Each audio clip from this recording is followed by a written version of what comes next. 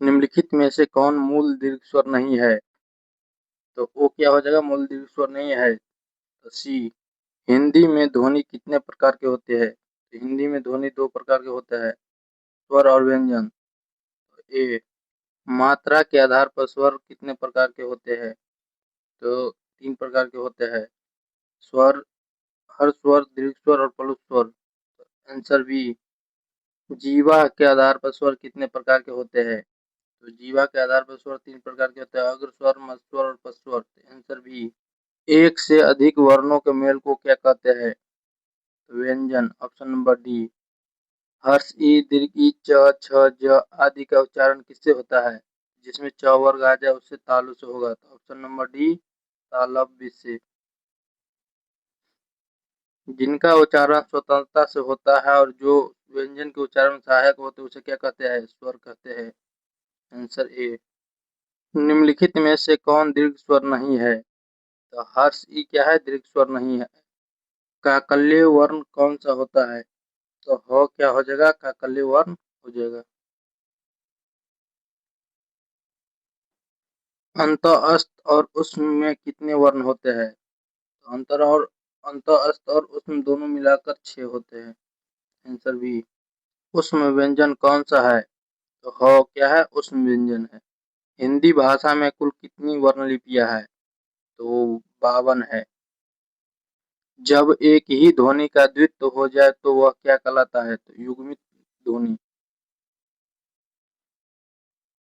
वह कौन सा व्यंजन है? तो अंत, अस्त व्यंजन है। प, फ, ब, भ आदि का उच्चारण किससे होता है?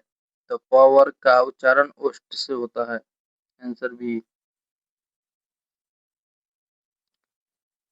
जब दो व्यंजन एक साथ मिलते हैं तो उन्हें क्या कहते हैं? संयुक्त व्यंजन।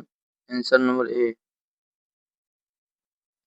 वर्ण तालिका के अनुसार हर्ष, दीर्घ और प्लुत क्या है? स्वर है।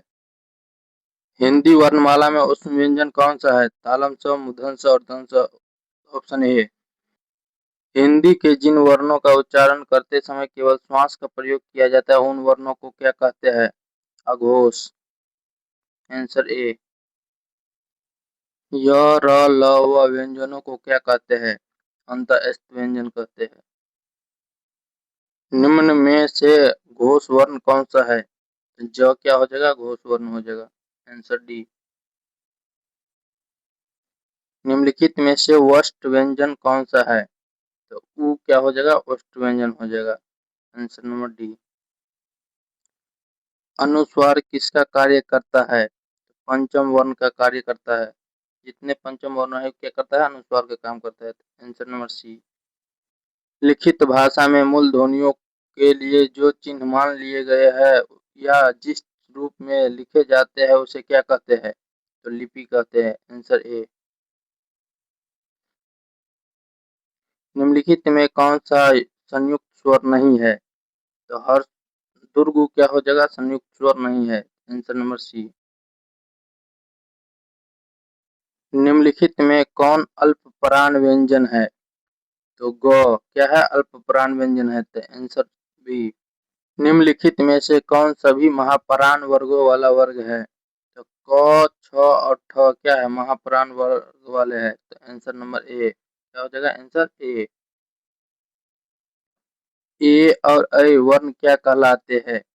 तो ए ऐ वर्ण क्या कहलाता है? कंठ और तालव्य। Option number D.